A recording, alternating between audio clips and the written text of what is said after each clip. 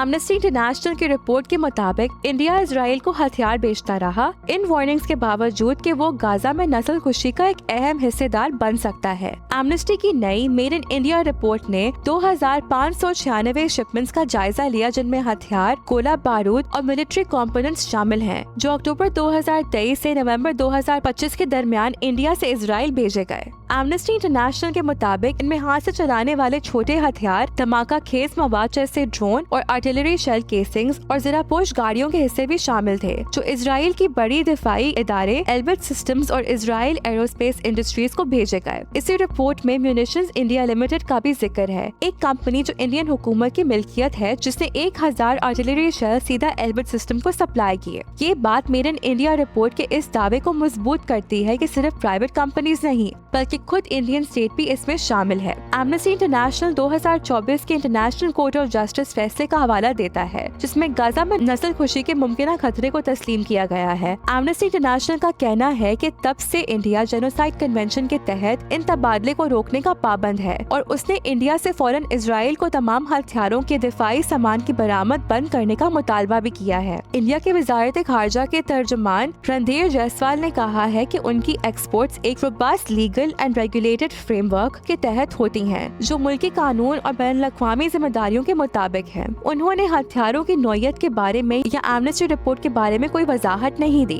Amnesty international का कहना है कि उसने जून और जुलाई में इंडिया के नाम लिए गए 9 कारोबारी इदारों को खत लिखा, लेकिन रिपोर्ट शाया होने तक कोई जवाब नहीं मिला।